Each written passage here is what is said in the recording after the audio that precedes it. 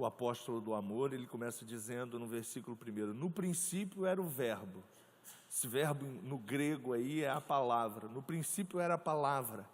E aí, se você for linkar com Gênesis, capítulo 1, capítulo 2, capítulo 3, a palavra foi a ação de Deus que trouxe toda a existência do mundo criado, de tudo quanto a gente conhece, de tudo quanto a gente já vê aqui nesse mundo, né?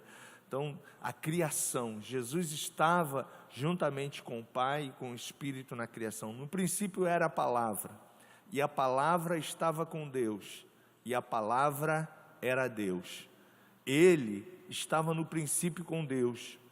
Todas as coisas foram feitas por intermédio dele, e sem ele, nada do que foi feito se fez. A vida estava nele, e a vida era a luz dos homens. A luz resplandece nas trevas, e as trevas não prevaleceram contra ela. E a partir do versículo 6, a gente começa ouvindo um pouquinho sobre a história de João, o homem, a pessoa de João, João o Batista, primo de Jesus. Mas até esse versículo aqui, até o versículo 4, você vê que João, pela revelação do Espírito Santo, ele está falando de Jesus como o início e o fim, como o alfa e o ômega, como aquele que teve a preeminência e a existência em toda a obra da criação. E a gente, falando de Jesus, como eu disse hoje, esse nosso estudo, ele não vai se esgotar. Então, Jesus se fez homem para salvar a humanidade. Quando ele se humanizou, ele veio para cumprir a obra que havia sido planejada lá no princípio de Gênesis 3,15. Você lembra? A gente falou dessa passagem, que da semente da mulher nasceria um que esmagaria a cabeça da serpente. Ela lhe feriria o calcanhar, mas a serpente seria destruída pela semente que nasceria da mulher. Jesus veio como homem para consumar essa obra na cruz do Calvário, né? Nós vamos conhecer um pouquinho da natureza de Jesus e a gente já sabe que ele é Deus, né? Ele estava com Deus. O versículo 1, versículo 2, versículo 3 e o versículo 4, eles nos dão toda esse embasamento de que ele estava com Deus em toda a criação. E nós vamos saber um pouquinho da importância, da missão dele aqui na terra, né? Jesus é um divisor de águas, tanto é que quando a gente fala de Jesus, né, do nascimento de Jesus, você na história já tem o antes de Cristo e o depois de Cristo, o Anno Domini e depois até a própria observação da história, né? Antes de Cristo você sempre tem AC, depois de Cristo DC, né? Então Cristo é um divisor de águas na história da humanidade. Quanto mais a gente aprende sobre Jesus, mais nós vamos ser avivados, porque ele é a própria palavra, ele é a própria vida. Ele diz, eu sou o caminho, eu sou a verdade, eu sou a vida. Então, quanto mais você for recebendo e aprendendo de Jesus, você vai crescendo como pessoa, você vai crescendo na graça, no conhecimento de Cristo Jesus, você vai recebendo mais dele. Então, quanto mais você aprende sobre Jesus, mais você vai ser avivado, mais você vai ser preenchido, mais do amor dele você vai ter, né? Você vai conseguir amar o seu semelhante de uma forma tremenda, mais adoração você vai estar dando a ele, mais você vai servir, porque você está cheio de Jesus. E Jesus, né, ele é isso, né? Ele é uma pessoa que aumenta o nosso desejo por amar o nosso semelhante. Ele nos preenche com toda a sua essência e nos motiva ao serviço, né, à adoração. Você está aqui hoje porque você está cheio de Jesus, Você poderia estar em casa, né? Você poderia ter, ao invés de passado por aqui e soltado da sua condução, ou você poderia ter ido direto para casa, tomar um banho e preparar-se para o dia seguinte. Mas você ama a Jesus, então você quer aprender mais com Ele, você quer ter mais dEle na sua vida. E essa relação, ela não tem fim. Quanto mais você se aproximar dEle, quanto mais apaixonado por Ele você tiver, mais intenso você será. Então você vai ter mais prazer de estar nesse lugar, mais fome de encontrá-lo na sua palavra, num livro, né? Você vai ficar insaciável, porque quanto mais eu tenho de Jesus, mais eu quero dele, mais eu desejo dele. Então a gente vai estar aprendendo um pouquinho sobre isso hoje também. Você já sabe, né? Mas só para relembrar, ele é Deus, né? E encontramos ele em toda a Bíblia, a afirmação que comprovam ele sendo Deus, né?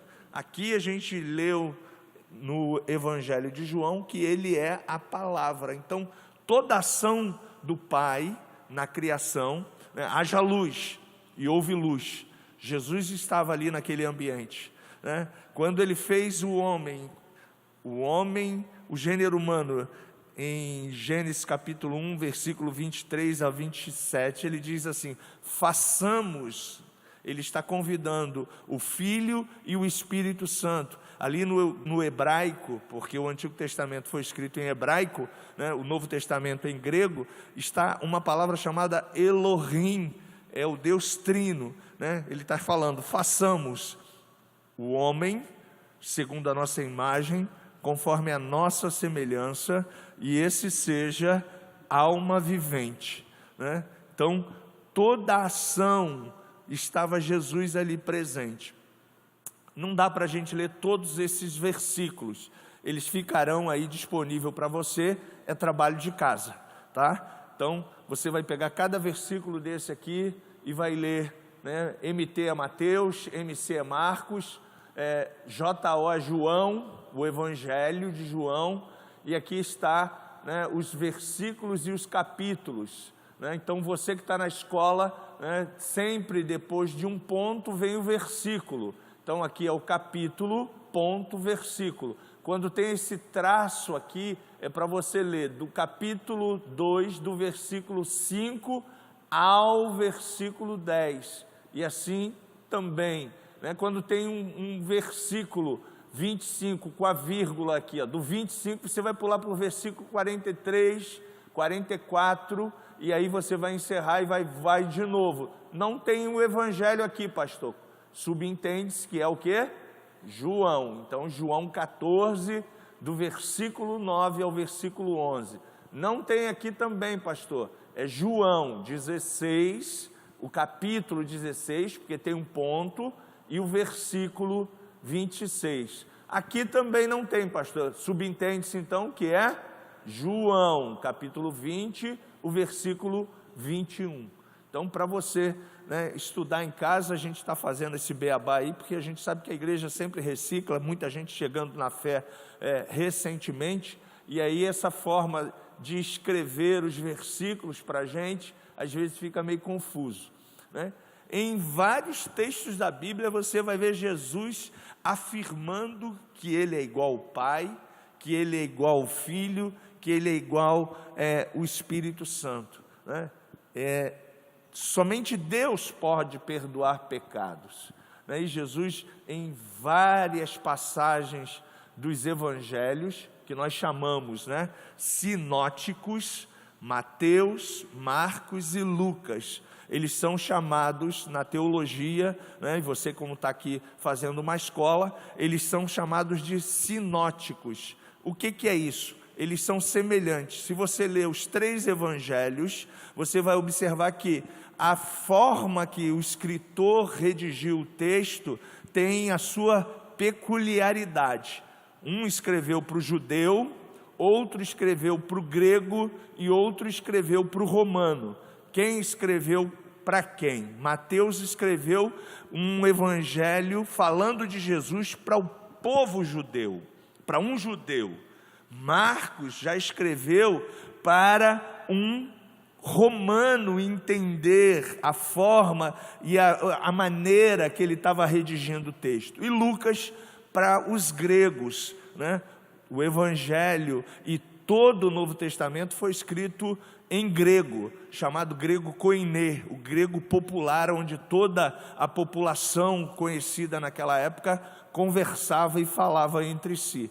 Então, é importante você entender isso, que em todos os evangelhos, Jesus está ali, né, afirmando que Ele pode perdoar pecado, que Ele tem a mesma glória, o mesmo poder do Pai e do Espírito Santo, e os três, a gente já estudou semana passada, são idênticos, né? Para quem está chegando hoje, se você quiser acompanhar todas as nossas aulas, né, você pode fazer isso no nosso aplicativo, tem lá essas telas também disponível para você estar estudando e crescendo, né? E na medida que você estuda, né, você vai estar aprendendo, você vai estar sendo fortalecido na graça e no conhecimento de Cristo Jesus, né?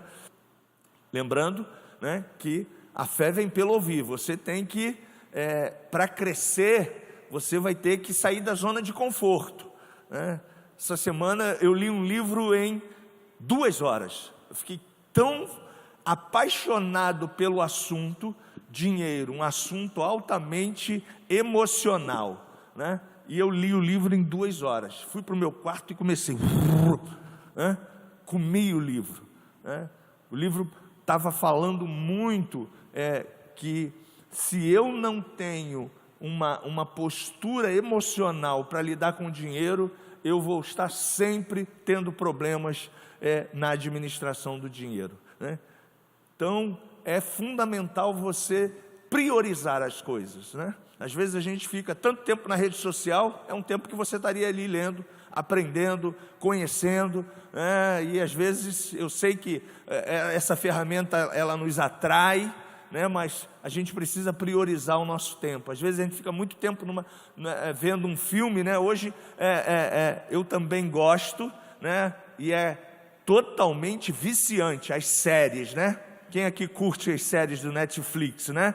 Então, se você sempre fica assim, não, eu tenho que ver o próximo capítulo, eu tenho que ver o próximo, eu tenho que ver o próximo. Se tu bobear, tu fica ali, no mínimo, 5 horas vendo série, né? E o cara é astuto mesmo, é malandro. Os caras que redigem aquilo ali para te prender, para você assistir o próximo capítulo. E você nunca consegue, né?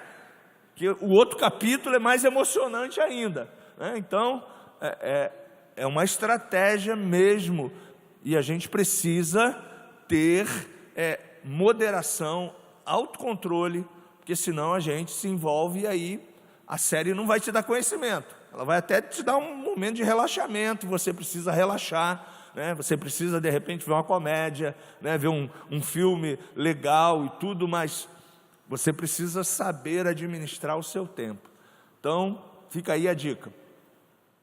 A autoridade de Jesus, né? Todo o poder foi me dado, no céu e na terra. Filipenses capítulo 2 diz, né, que ao nome de Jesus, né, toda língua terá que se dobrar e todos terão que confessar que Ele é o Senhor, para a glória de Deus Pai. Então, a autoridade do Evangelho está embasado em Jesus, no seu nome, né? O nome de Jesus é poderoso. Em meu nome, Marcos capítulo 16 diz, né? Em meu nome expulsarão os demônios. Em meu nome imporão as mãos sobre os enfermos. Em meu nome, em meu nome, em meu nome. E tudo que a gente faz é no nome de Jesus. Você ora e você finaliza no nome de Jesus. Você expulsa uma enfermidade e você ordena que ela saia do corpo da pessoa em nome de Jesus.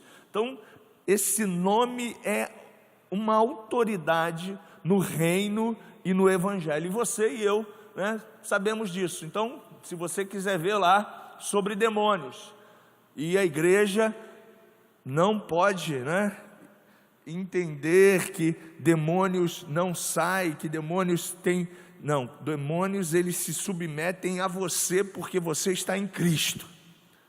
Você pode dizer amém por isso? Então, você em Cristo, usando da autoridade de Cristo, aliançado com Cristo, nova criatura em Cristo, vivendo a nova realidade em Cristo, os demônios não terão nenhum acesso à tua vida, nem aos teus negócios, nem à tua família, né? Você vai, em o nome de Jesus, proteger, cercar, né, as enfermidades, né? Também estão aí os versículos para você estudar em casa. Sobre a morte, né? Você sabe muito bem que você não vai morrer mais. Esperava um aleluia aqui vibrante, porque você e eu não fomos feitos para morrer, gente. A morte está lá como uma consequência de um ato, que foi o pecado. O pecado trouxe a morte. Lá em Gênesis capítulo 3, né, houve uma ruptura da vida, porque houve uma desobediência. E Romanos 3, Romanos 6 fala que o salário do pecado é a morte. Mas também fala também que o dom gratuito de Deus é a vida eterna através de Cristo Jesus. Então em Cristo você não morre. Pastor, mas espera aí, eu já fui no sepultamento de tanta gente. Eu também. Mas a Bíblia diz que esse corpo aqui, ele vai ser transformado. 1 Coríntios capítulo 15 diz que você e eu teremos um corpo de glória, semelhante ao corpo que Cristo recebeu ao ressuscitar. E hoje, né, ele é o exemplo, ele é a primícia dos que dormem. Então, semelhante ao corpo que Cristo recebeu, todo mundo reconheceu Cristo, beleza? Então vai ser com a sua mesma fisionomia. A mesma fisionomia do Marcos, a mesma fisionomia do Luiz, mas esse corpo, a Bíblia diz que será um corpo incorruptível. 1 Coríntios capítulo 15, aonde você e eu estaremos vivendo eternamente, já temos essa promessa porque estamos reinando com Cristo para sempre. Amém? Então, você não morre mais, a morte já não tem mais domínio sobre nós, a igreja. Tragada foste a morte na vitória. Onde está, ó morte, o teu aguilhão? Onde está, ó morte, o teu poder?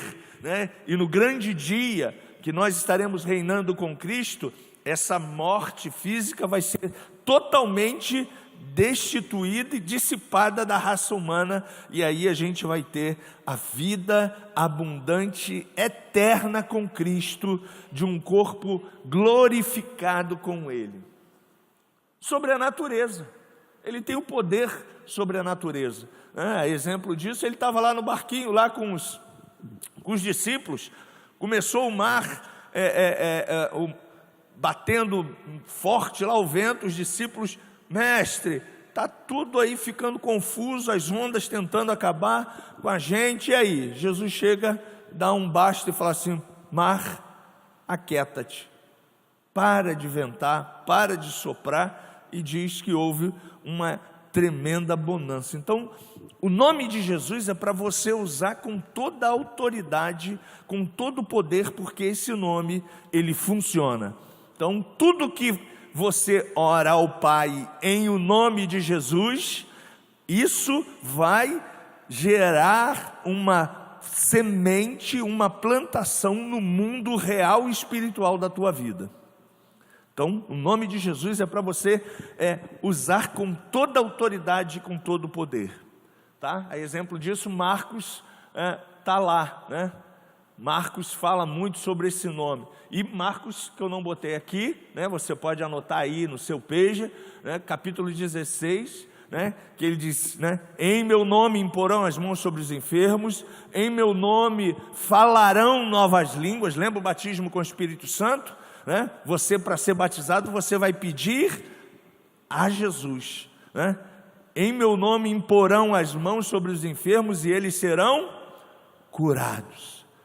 Então é isso que a gente crê, é nessa fé que a gente está embasado. E na medida que a gente está mais próximo de Jesus, isso se torna uma realidade para a gente. Isso se torna mais patente, mais palpável. Agora, na medida que você está mais afastado de Jesus, tudo isso se torna meio utópico, meio surreal, meio, não é bem assim, né? Não é bem assim que as coisas funcionam. Mas quanto mais próximo de Jesus você está, mais você e eu atraímos o sobrenatural para a nossa vida. Por isso que é importante você não deixar de orar, você não deixar de ler a Bíblia, você não deixar de se equipar no Espírito Santo, de orar em línguas, porque 1 Coríntios capítulo 12 diz que aquele que ora em línguas edifica a si mesmo. Então, ore o maior tempo possível em línguas. Pastor, eu não tenho tempo, né? Tempo se arruma, né? Eu oro em línguas quando eu estou caminhando na rua. Eu não tenho, eu não ando com ninguém junto de mim. Então, eu ando lá, boto o fone no ouvido e fico xarabalabachuri coromachebe, andarelerebalabaxare, andaralaraba, yexerecantaralarabassuri corabachai, e estou eu caminhando, né? E estou orando. E a Bíblia diz que eu estou me edificando, estou fazendo duas coisas boas, cuidando do meu corpo e edificando o meu espírito. Lembre-se, você é espírito.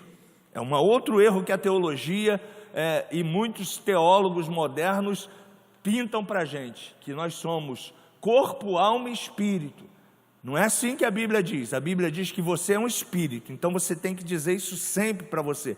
Eu sou um espírito, eu tenho uma alma, que é a minha mente, meu psique, e eu habito num corpo. Mas eu não sou somente esse corpo, eu sou espírito. Você é espírito.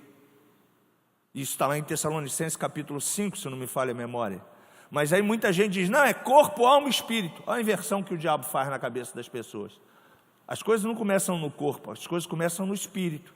É de dentro que as coisas têm fluído para a minha vida e da sua vida. A fé, ela é implantada no meu interior, no seu interior, para que seja reproduzida no seu exterior, o seu físico. Na verdade, o corpo vai obedecer à carne, que domina o psique, ou o corpo vai obedecer ao espírito. Por isso que Paulo diz em Gálatas capítulo 5, que nós devemos andar em espírito, e jamais satisfaremos a obra da carne. O que ele está dizendo ali? Eu vou andar agora, né, no mundo espiritual? Não.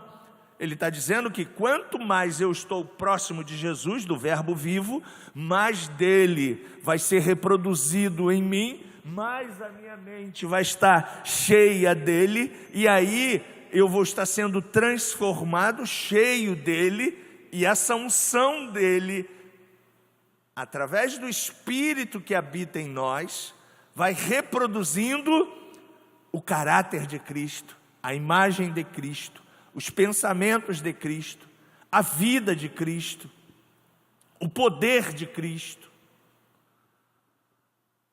A fé, ela vai sendo mais e mais aguçada porque você está cheio de Cristo. Por isso que Paulo diz, enchei-vos do Espírito e jamais satisfareis as obras da carne. E se você observar, é uma luta até o fim, que milita entre você e você. A carne e o Espírito estão sempre em confronto. O Espírito está dizendo para você, ora, a carne está dizendo, Netflix.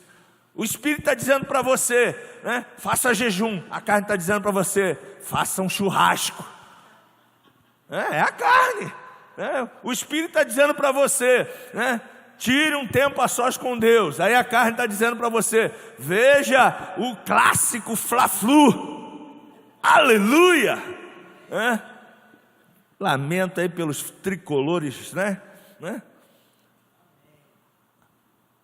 É uma briga, e você tem que estar sempre dominando, porque se você não domina, o que te domina te vencerá.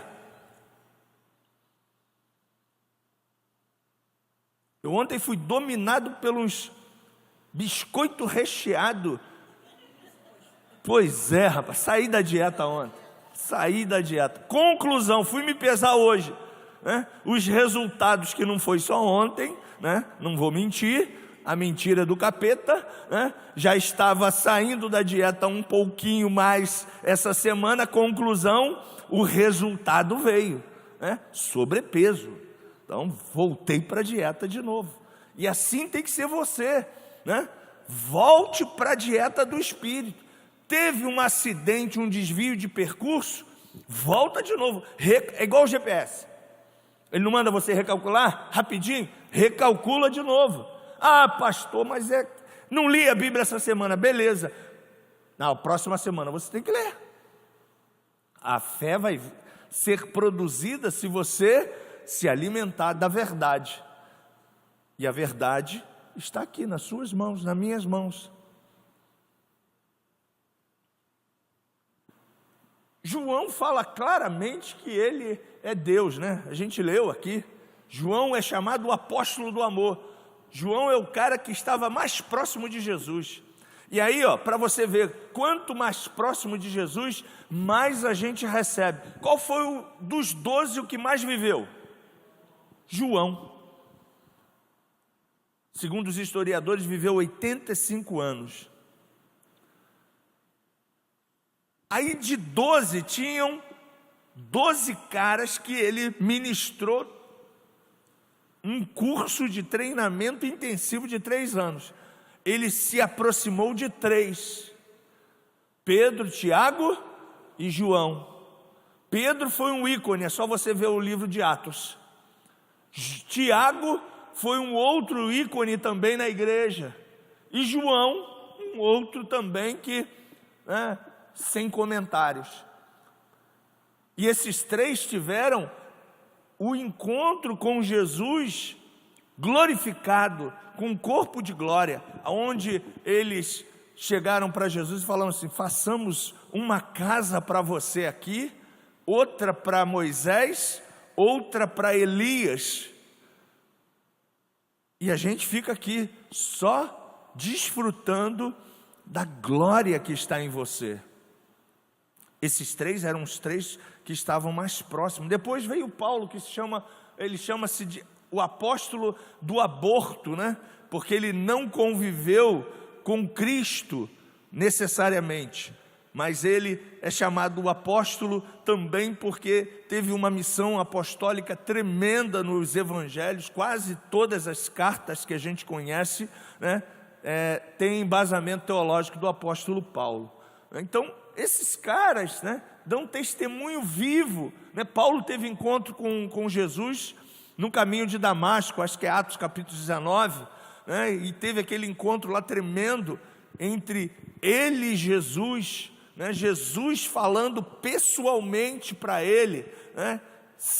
Ficou cego por um tempo, né? E a partir daquele momento a vida de Paulo foi transformada radicalmente.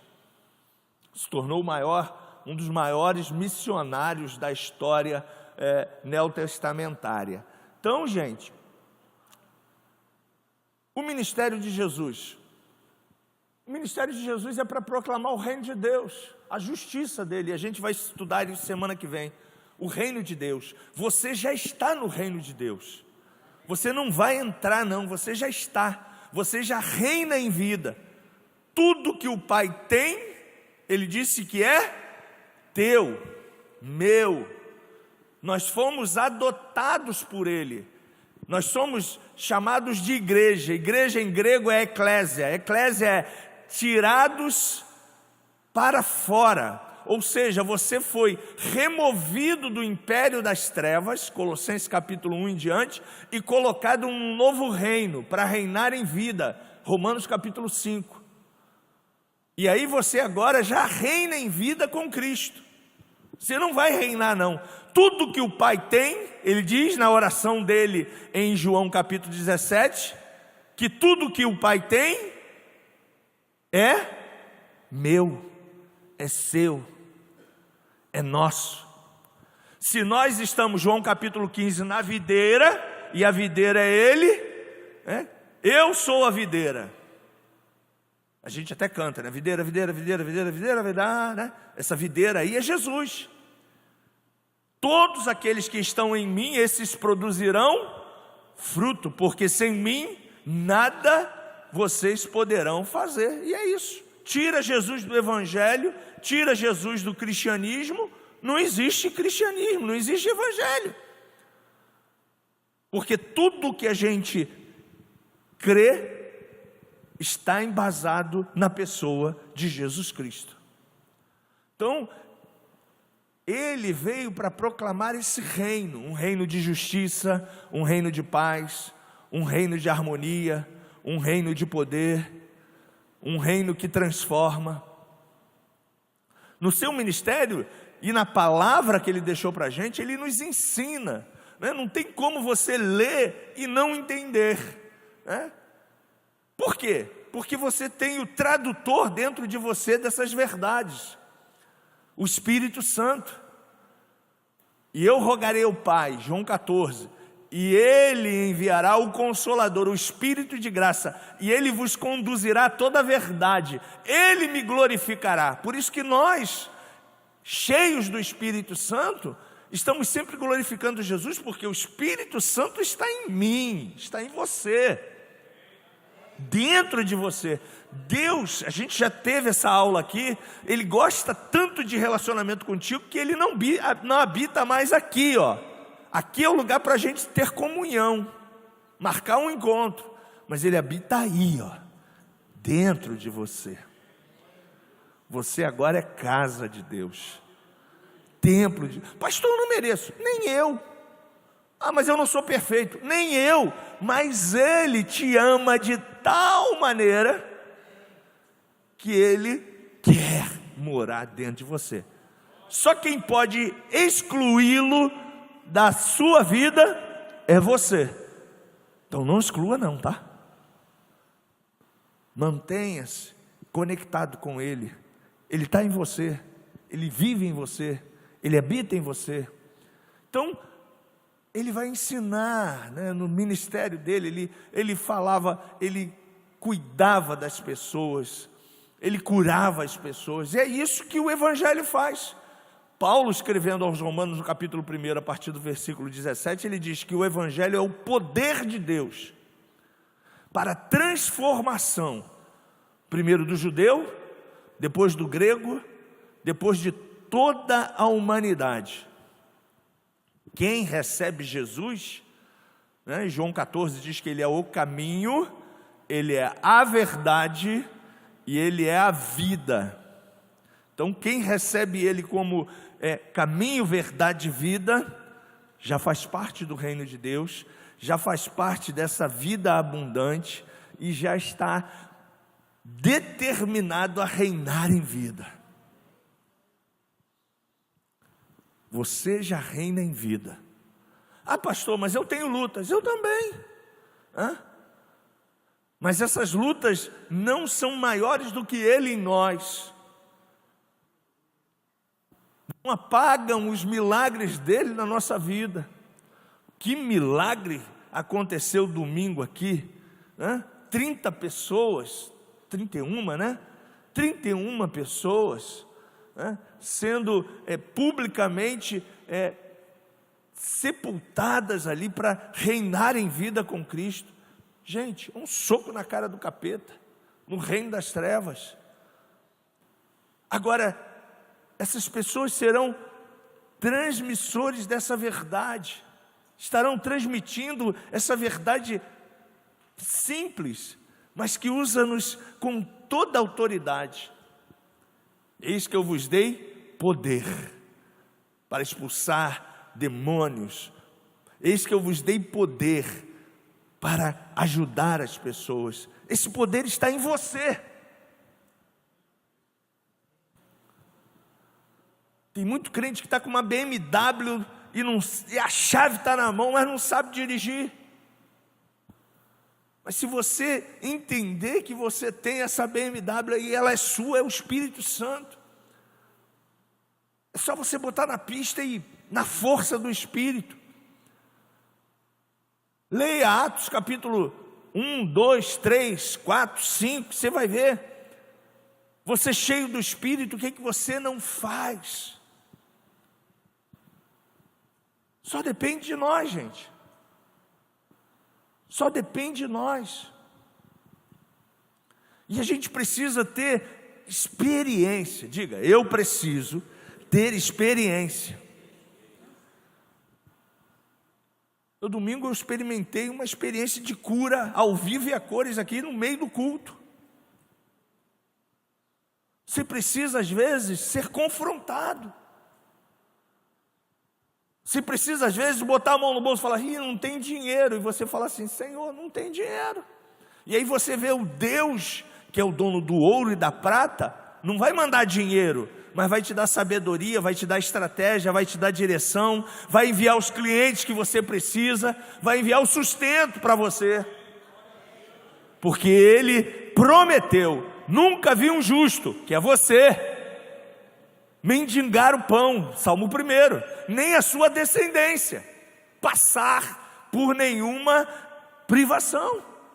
E aí você ora, você crê, você profetiza, e aí Deus manda o maná, manda as codornizes. Não foi assim que Ele fez no deserto? Não foi assim que Ele fez no meio da caminhada dos 40 anos? No deserto? Não faltou sapato, faltou roupa, faltou comida, não faltou. E vai continuar sendo o teu e o meu provedor, porque esse é um dos nomes dele. Agora a gente precisa estar conectado com Ele, porque se a gente não estiver conectado, a carne vai dizer assim, tu tem que trabalhar, tu nasceu para trabalhar, aí o diabo mete você para pisar no acelerador, aí, trabalho, tu trabalhando quase que 24 horas por dia, tu vai ter cabeça para orar? Não. Tu vai ter cabeça e corpo para vir na igreja? Não. Dá uma semana, tu já está mais morto que vivo. Conclusão, no próximo domingo tu vem ao culto? Não. 1-0 para o diabo. No outro domingo, mais 15 dias, ele diz para você, faça um serão, porque no serão tu vai ganhar 50%. Aí você, sim, acelera mais um pouco. 2-0 para o diabo. Ele só está te tirando do foco. Sacou? Pastor, mas é por uma boa causa, é levar sustento para minha casa. Não é não. É para te tirar do caminho. É para te tirar da verdade. É para te tirar da vida. Presta atenção se não é assim. Só que a gente não presta atenção. E aí um abismo vai chamando outro abismo. Não estou dizendo que você não tem que trabalhar, que eu não tenho que trabalhar. Mas escreva isso, o diabo quando não pode te paralisar, ele vai te acelerar. E é o que ele está fazendo hoje no século 21, acelerando os crentes.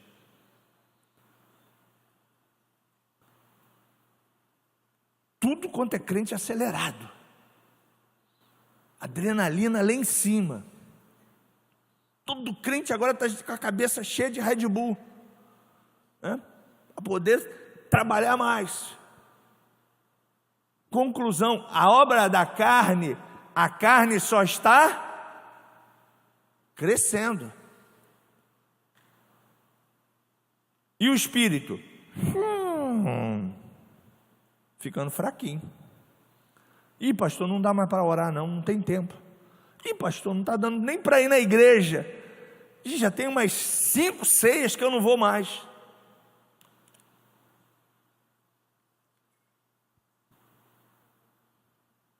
É assim. Às vezes é uma boa causa. Não estou dizendo que a causa não é nobre, não. A causa é nobre. É ou não é? Manter a família? É nobre. Só que é uma causa, sendo nobre, está te afastando da vida. Pastor, e qual é a solução? Pedir direção. A Bíblia já diz, mas buscar em primeiro lugar. Então, primeiro na minha vida, quem é? Deus. Primeiro lugar o reino dele e a sua justiça. E aí entra a provisão. As demais coisas, feijão, arroz, pagar light, pagar os tributos, me serão acrescentadas. Está lá. Sermão do Monte, Mateus capítulo 6. Mas ele também diz, né, que ele não vai deixar faltar. E a gente tem que crer. A fé vem pelo... Ele falou, eu creio. E eu materializo aquilo que eu estou crendo. Fé é o quê? Você não pode esquecer disso. Fé é o quê? Certeza. Eu estou vendo? Não, mas eu tenho certeza que Deus vai tirar a minha vida, vai fazer, vai, e eu profetizo.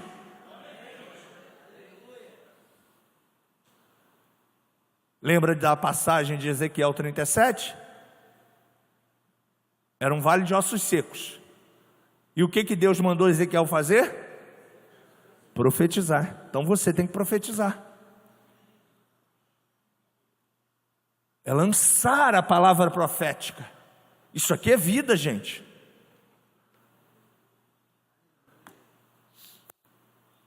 Isso é vida. Imporão as mãos sobre os enfermos, eles serão curados. Se não tem ninguém para impor a mão sobre você, impõe você mesmo. E vai lá, bota a mão na tua cabeça, pega o óleo lá você mesmo e pá! E ordena, e repreende. E quando Ezequiel profetizou, na força e no poder de Jesus, Jesus já estava ali, né? Toda a vida foi sendo restaurada. Fé é certeza, Hebreus 11:1, é a convicção de fatos que eu não estou vendo. E pirei agora, pastor, pirei. De fatos que eu não estou vendo, é isso que você e eu temos que andar e crer. Certeza, convicção de fatos que eu ainda não estou vendo, mas eu creio que o meu Deus, segundo a sua riqueza em glória, há de fazer, segundo as suas promessas, que tem o seu amém. Se ele diz que ele é o Senhor e é meu pastor e nada vai me faltar, nada é nada. Agora lembre-se de uma coisa, o mundo moderno está te gerando uma compulsão.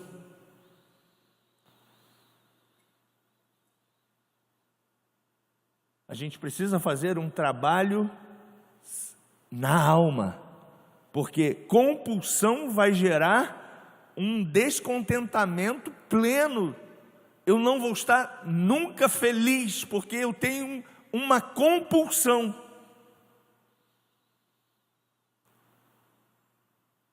E aí Paulo diz em uma das suas passagens, pastor, o senhor está pregando então um evangelho que eu tenho que me acomodar? Também não, o evangelho não é acomodação.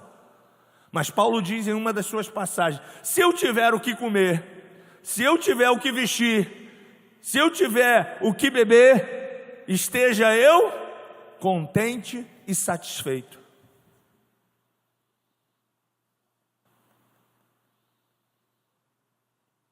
Mas aí o mundo moderno diz que você precisa, para ser reconhecido, ter mais. Acelera. Eu posso te fazer uma pergunta, você não me responda não. Mas eu te dou certeza, se você hoje está ganhando 1.000, se amanhã você estiver ganhando 10.000, e se você não mudar a mentalidade, você continuará no mesmo processo que você está vivendo com 10.000. Porque não mudou aqui, ó. Tem que mudar aqui. Aqui. E só quem muda aqui é o que vem daqui, do Espírito. Se você ganhar 20, e se você não mudar aqui pelo Espírito, você vai continuar dizendo que você não tem dinheiro, porque a necessidade está aqui.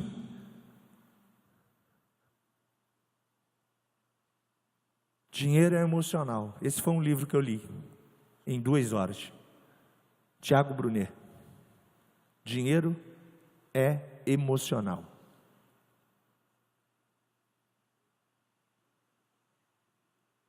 Deixa eu botar a última tela para a gente fechar. Pete, qual é a sua prioridade? A prioridade de Jesus foi a obra consumada da cruz. O objetivo dele era quitar o pecado, não dele, porque ele não tinha pecado, o nosso, e nos resgatar de toda a maldição da lei, nos justificando diante de todo o mundo espiritual e mostrando para a gente, com a sua ressurreição, promessas de uma vida eterna e plena com Ele. Fechando, gente, e eu não quero fechar, estou fechando essa aula hoje, mas o assunto não para aqui. Você precisa agora se debruçar e buscar, né? Eu passei semana passada em PDF um livro de teologia para você que está aí no seu smartphone de graça, né? Doutrinas básicas, Meyer Pirma, né? Você vai ter lá as 12 ou 13, né, conceitos doutrinários e embasamentos da teologia cristã, da fé cristã. 333 páginas para você se deliciar, e fora as referências que tem nesse livro da Bíblia. Embora ele tenha voltado para o Pai, gente, ele deixou-nos uma promessa: ele vai voltar. E para a gente não esquecer essa promessa, ele deixou o seu Espírito dentro de você. Eu vou para o Pai, mas, Atos 1:8, recebereis poder ao descer sobre vós a promessa de meu Pai, e sereis agora minhas testemunhas, tanto em Jerusalém, como em Samaria, e na Judéia, e até os confins da terra. Nós somos os confins da terra. O Brasil não existia aí, hein? Nós somos esses confins da terra, e a promessa chegou para a gente. A fé no Cristo glorificado inspira esperança. Foi eu que fiz isso? Obrigado. A fé no Cristo glorificado inspira esperança no cristão de um dia morar com Ele para sempre. Que Deus possa te abençoar. Semana que vem, a justiça que é você e o reino aonde você já está vivendo plenamente. Compartilhe com seu amigo, chame alguém. Se você quiser conhecer mais um pouquinho de nós, entre nas nossas redes sociais. Que Deus possa te abençoar de uma forma rica e abundante.